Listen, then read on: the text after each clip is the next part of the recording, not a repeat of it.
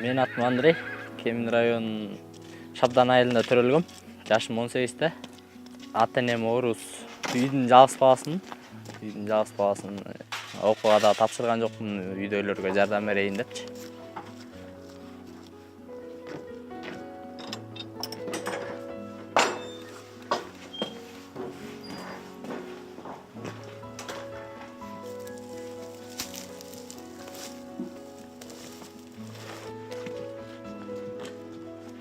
Жайкысын мындай тоого чыгабыз. Элдин малын чогутуп тоого кетебиз. Өзүбүздүн малга аралаштырыпчы. Кайра кыш тоого келебиз, кыштайбыз. Ошо мал менен эле айлектенебиз.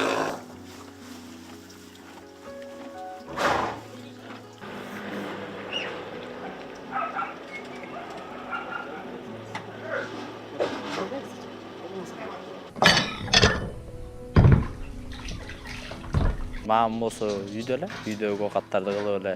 Эртең менен уй сайт, кечинде уй сайт болду. Ошолорду эле кылат. Мен Калиновкадан төрөлгөм, Чүйдүн эмеси областынан. Анан орустун семьясынан эле өскөм. Күйөөм менен таанышканда мындай случайно эле таанышып алгам. Күйөөмдүн аты Алексей.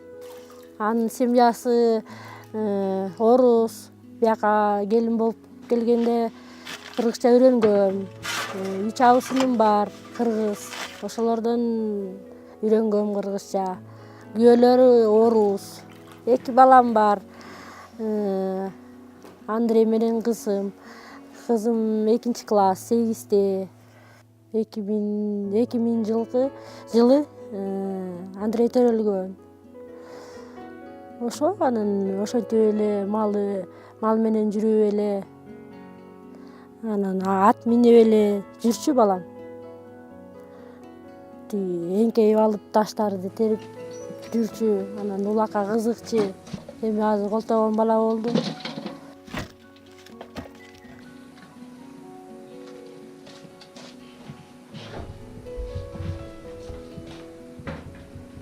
Кичинекей кезимден бери эле мындай атка кызыкчымын да. Чыбык сындырып эле ат кылып ойноп, балдар менен көп ойноп калдым ошентипчи. Ошентип жүрүп эле бир маалда мындай эшекке минип, ошо атка аралашып ошентип баштадым. Улакка кызыккан себеби биякта балдар, кыргыз балдар улак тартат. Кантип кызыкпайсың? Тура бербейин деп мындай эшек минип мен деле улак тарта баштадым. Ошолорго кошулуп мүшөгү улак тартчубуз. Ошентип тартып жүрүп анан ипподромдо улак болот, тигүүл дегендерден барсам улак болот, ошолорду көрүп атып эле, мындай тартыш керек турбайбы, тигини мындай тартыш керек турбайбы деп карап отуруп өзүм үйрөнө баштадым. Акырынан атка минип, таш эңип, ыргытып, ташты кайрачы. Ошентип үйрөнүп кеткем.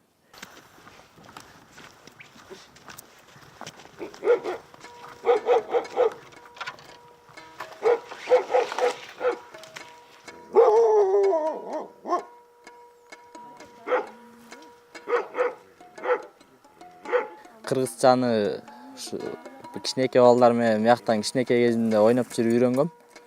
Кыргызча сүйлөп калгам кичинекей кезимден баштап эле. Орусча билем, бирок кээ бир сөздөрдү билбейм да.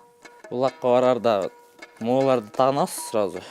Тиги бутка ударлар тийгенде, аттар какканда ушу ударларды сактайт да. Бутту ооруп калбаш үчүнчү. Анан могу форманы кийебиз. Бири-бирибизди тааныш үчүнчү. Формалардан таанып коебуз бири-бирибизди.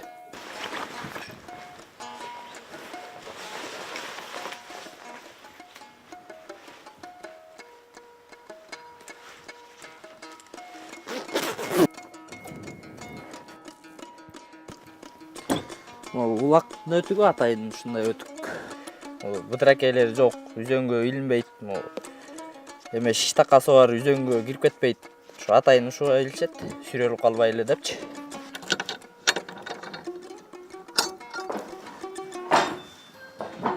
Улак болордун астына бир чогулуп сүйлөшөбүз. Мындай кылып тартабыз, анан тигиндей кылып тартабыз деп. тиги айыл менен мындай ойнош керек, бул айыл менен мындай ойнош керек деп кечинде бир чогуу алып сүйлөшөбүз. Анан эртеси күнү улакка барабыз. Улакка ушу ээрди токуп даярдап баштайм биринчи. Улактын ээри бул атайын бияң кармап эңесиң улак. Бул куюшкан тагып аткан себеби тиги улакты такымга басып чаап келатканда бирөө тартса, ээри астыга жылып кетпесин деген ой менен кылам мунчу.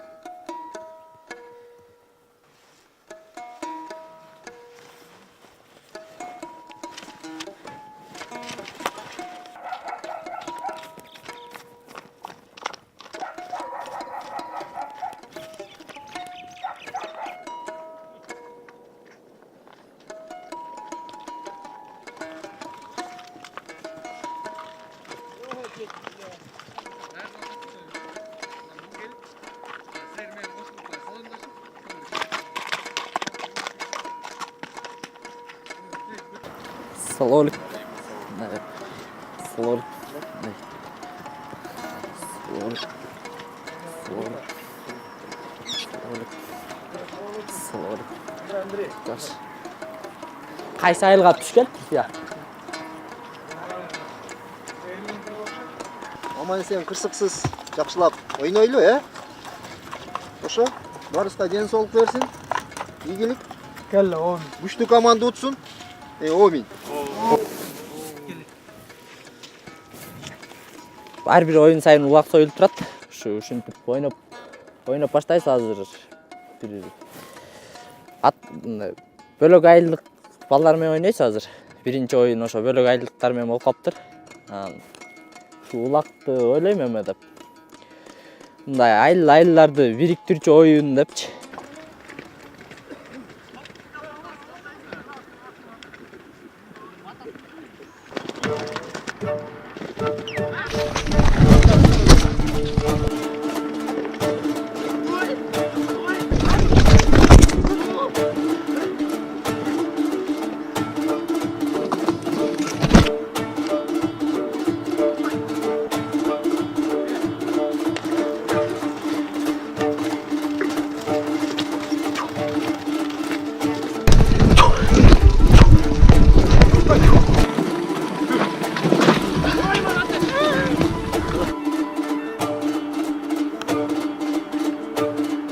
Ушу Шабдан айылынын тургундары жашы кары дебей эле көкбөрү сүйүүчүлөр бүт бар эле көкбөрү тартат.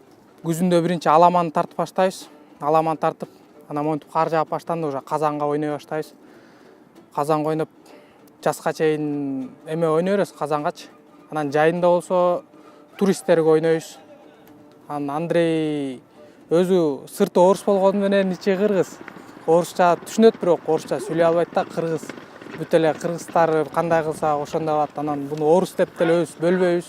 Өзүбүз кандай болсок өзүбүз деле алып жүрөбүз да, балдардын арасында эле. Бул азыркы минип жүргөнүн экинчи аты. Буга чейин бир көк ат менен ойночу. Ортого ойночу, ортодо жекеме-жекеге ойнойт. Ортодо ошо жекеме-жеке анан чабуулга чыгат. Оюнда тактикасы ушундай. Анан эңгендери жакшы. Казанга салгандары жакшы. Команданын арасында жакшы бир оюнчулардын катарын түзөт. Буну өзүнүн чын аты Андрей. Анан бер жакта оюндан ар ким ар кандай аттарды айта берет. Бирөөсү кыргызча которуп Андрейди Анарбек деп коюшкан. Анан кээде кличка коюп Алтын баш деп да коюшат бунучу. Чачы сапсары болуп анан жылтырап жүрсө Алтын баш деп коет да бунучу.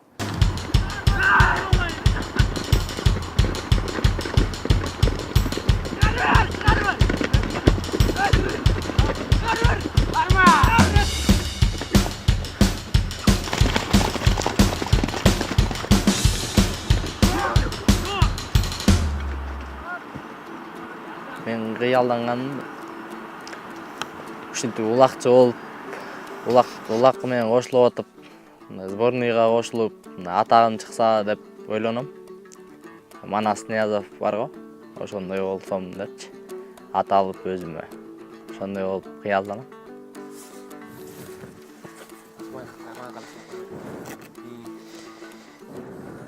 Сүйлөшкөн кызым өзү кыргыз.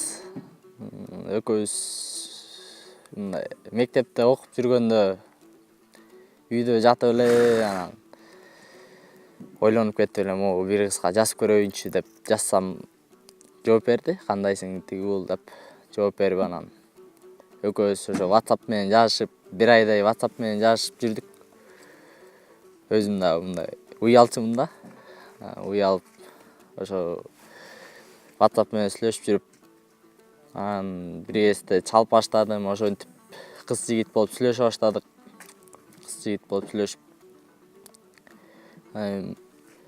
бири-бирибизди мындай жакшы таанып калдык. Анан жолугабыз деп жолугуп, мектептен көп жолуктук. Мен окуп жүргөндөчү. Мектептен жолугуп, окууну бүтүп азыр машина менен жолугабыз кээде. Кээде ат менен барам. Аларымды көрөм го эми.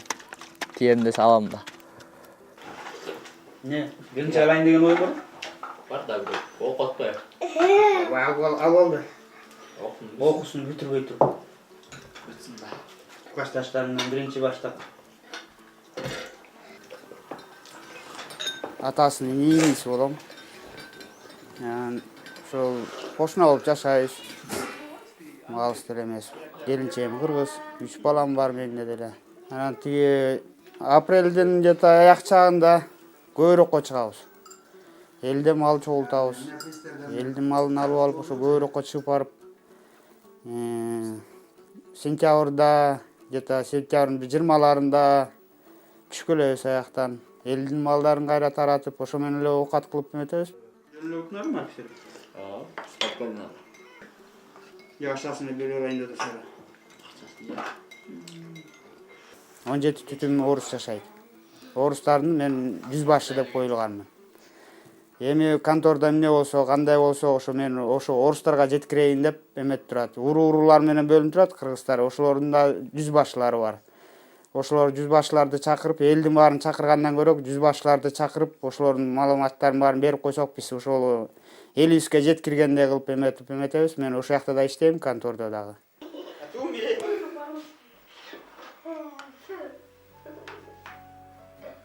Теперь кыргызча сүйлөп. Кошунам менен болгондо кириш чыгыш эметип турабыз. Саламыбыз түз баарылар менен эле. Той топурларга баарыбызга эле эме келет. Келип эметип кеткиле. Свадьба эмелер кошуналар берсе, обязательно бизге да кайрылат, обязательно биз да барып турабыз. Катышыбыз аябай эле жакшы бул кошуналар менен.